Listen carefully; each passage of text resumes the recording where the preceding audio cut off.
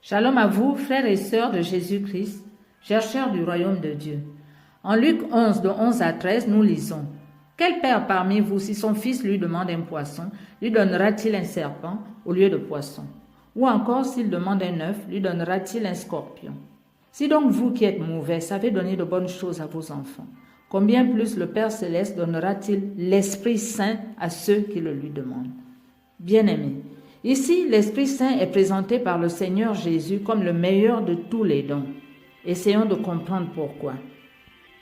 Jésus dit en effet: Combien plus le Père vous donnera-t-il l'Esprit Saint? Ce qui signifie que le Père donnera encore mieux que ce que nous pouvons donner ou demander.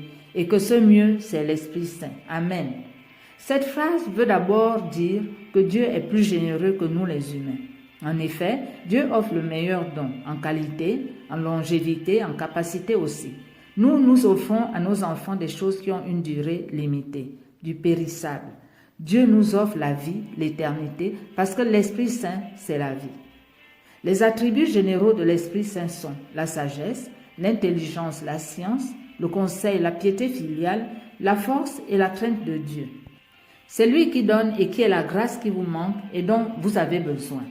Frères et sœurs, la parole dit bien que si la sagesse fait défaut à l'un de vous, qu'il la demande à Dieu qui donne à tous avec simplicité et sans faire de reproches, elle lui sera donnée. Jacques 1, 5. Et ceci est valable pour chaque attribut de l'Esprit Saint. Qu'est-ce qu'il vous manque? Que vous manque-t-il, frères et sœurs? La sagesse, la foi, l'amour, toutes ces qualités sont des attributs de l'Esprit Saint qu'il vous suffit de demander. Et à votre avis, une personne qui a toutes ces qualités-là, ou bien une personne qui est dotée de ces dons, est-ce qu'elle peut échouer quelque part? Non. Et en plus, c'est lui l'esprit de piété filiale qui vous institue fils ou fille de Dieu lui-même, c'est-à-dire frères et sœurs de Jésus-Christ. Amen, alléluia. Demandez donc et vous les recevrez. Bien-aimés, la poursuite des biens ou du nécessaire ne nous sauvera pas, elle ne nous sauve pas et ne nous mettra pas à l'abri du besoin. Ce qu'il faut, c'est avoir du caractère, avoir des aptitudes, exercer une personnalité qui vous permette d'obtenir tel ou tel autre bien, de réussir, de remporter une victoire. Amen, paix et joie. Et c'est l'absence de ces qualités propres à l'Esprit Saint et contenues en lui seul qui nous fait commettre des erreurs. Le manque de maîtrise de soi, par exemple, nous fait agir follement.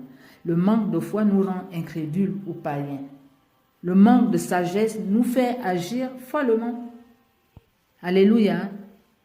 Et puisque vous êtes chrétiens, ne mettez pas la charrue avant les bœufs. C'est d'abord le Seigneur et le reste suit. C'est lui votre priorité. Si le païen recherche frénétiquement les biens de ce monde, vous recherchez d'abord l'Esprit de Dieu et tous ces biens vous seront aisément accessibles. Pourquoi et comment? Eh bien, parce que vous aurez tous les attributs de l'Esprit de Dieu pour bien faire les choses et pour acquérir ces biens. Et selon la mesure prévue pour vous. Alléluia. Frères et sœurs, si vous êtes sages, si vous avez la sagesse de Dieu, l'intelligence de Dieu par exemple, si vous craignez Dieu, vous ne ferez pas de mauvais choix, n'est-ce pas? Vous allez agir comme il faut. C'est pour cela que nous devons procéder à l'inverse du païen pour éviter, pour résoudre ou sortir de toute difficulté matérielle ou spirituelle. Amen. Voilà le royaume. Bien-aimés, le royaume peut encore être vu comme la plénitude de l'Esprit Saint en vous, c'est-à-dire quand il vous remplit, quand il règne en vous. Alors, vous l'avez en tout ce qu'il est. Vous avez la santé, la prospérité, l'amour. Il a fermé votre vocation, vous réussissez votre mission. Voilà le royaume. Il est tout en tous. Et quel que soit le problème, il répondra toujours.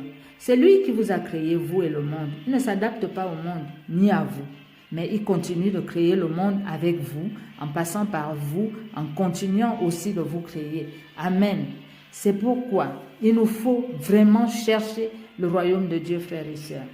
Les versets bibliques parlent parfois de règne, de royaume ou de royauté. Et l'Église nous enseigne que Jésus parlait araméen et que c'était un seul mot qui faisait référence à ces trois réalités qui en fait, n'en font qu'une parce qu'ils se rapportent pour nous à la royauté de Jésus-Christ. Amen.